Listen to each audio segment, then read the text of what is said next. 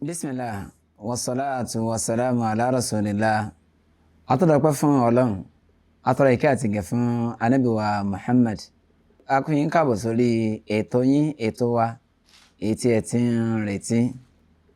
Pẹ̀lú àánú Ọlọ́run, ọ̀rọ̀ tí à ń bá bọ̀, ibẹ̀ náà ni a ti máa tún tẹ̀síwájú. Ìyẹn asbab al-inhiraf.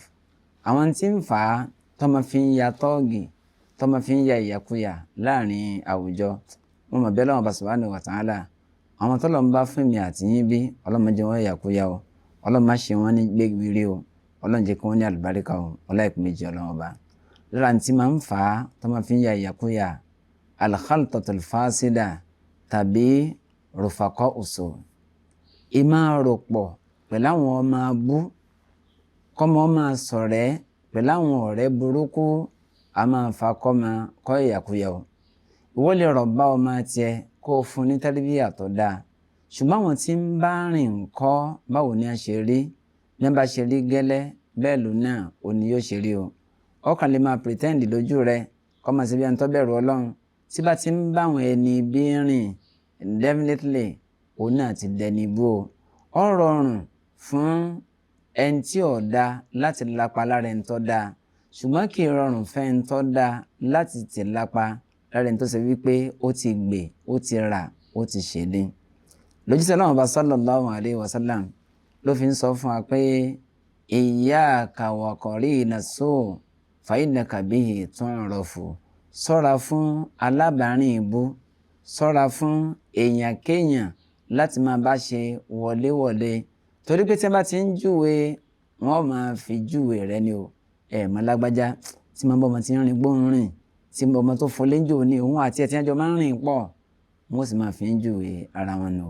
Láwọn Yorùbá fi sọ pé fọ̀rẹ́ rẹ hàn mí kí n lè sọ̀rọ̀ èèyàn ètò ọjẹ́.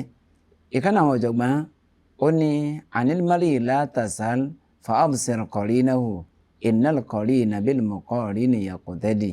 Má bèrè ń pa pé báwo ni lágbájá ṣe rí, ìwà wo oníwà, àwọn tí ń bá rìn ní kọ́ yẹ̀wò bí wọ́n bá ṣe rí gẹ́lẹ́ bẹ́ẹ̀ ló náà ẹni òun náà ò ṣe rí.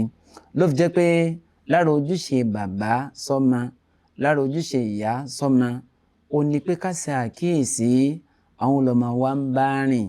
Tẹ́pọ̀ wọn tí ọ̀dà ni káyì ti já kúrò lára wọn, ká wá súnmọ́ àwọn tí wọ́n bá jẹ́ pé wọ́n bẹ̀rù Ọlọ́run, wọ́n jẹ́ lẹ́sìn Ọlọ́run, wọ́n jẹ́ ẹni tó níwà. Òjíṣẹ́ Ọlọ́run bá sallallahu alayhi wa sallam ó ní la tusahib illa mu'minan wala ya'kul ta'amaka illa taqi. Má bẹ́ẹ̀ ní kankan ṣọ̀rẹ́ àfi kẹ́ni ń kọjá pé mùmínì ni, ẹni tó gbẹ́sìn Ọlọ́run yé ni, ẹni tó bẹ̀rù Ọlọ́run ni kó máa bá rìn, mùmínì ẹni tó lẹ́sìn. Wala ya'kul ta'amaka illa taqi. Má bẹ́ẹ̀ ní kankan tọwọ́ bọwọ́ kẹ́ wá ń ṣe ọ̀rẹ́ kò rí kó jẹ, kò rí kó mu, ẹjọ́ ń wọlé, ẹjọ́ ń jáde illa taqi. Àfẹn tó bá jẹ́ ẹni tó páyọ̀ Ọlọ́run. Ló fi jẹ́ pé gbogbo ọ̀rẹ́ pátápátá ìní ó di ọ̀tá tó bá jẹ́ gbẹ̀dẹ̀ àlùkìyámà àfàwọn tí wọ́n bá ń fìbẹ̀rù Ọlọ́run bá tí wọ́n fi ń bára wọn lò. Al-akhillahu yawma'idhin ba'duhum li ba'din aduw illa al-muttaqin. Gbogbo ọ̀rẹ́ pátápátá ní ọ̀dọ̀ ta o tó bá jẹ́ gbẹ̀dẹ̀ àlùkìyámà o àfàwọn tó bá ṣe wípé ìbẹ̀rù Ọlọ́run ni wọ́n fi ń bára wọn lò nìkan òní yóò ṣẹ́kù. Ló fi jẹ́ wípé ìrẹ́tọ̀ jẹ́ òbí ṣàkíyèsí ọmọ rẹ dáadáa.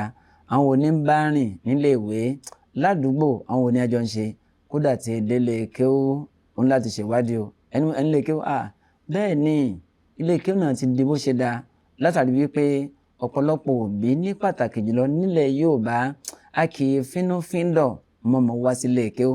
Ọmọ tí ò bá gbọ́ràn la máa ń mú wá sílé kéwú. Abẹ́lẹ́ ọba subhanahu wa ta'ala àwọn ọmọ wa má jẹ́ wọn takò wá lọ́jọ́ gbẹ̀dẹ̀ àlùkìyámà o. sí á lọ́mọ tó jẹ́ pé ó kùn fa wọn láfi wọ àlùjánnà onídẹ̀ra. ربنا هب لنا من أزواجنا وذرياتنا قرة أعين وجعلنا للمتقين إماما مع السلامة.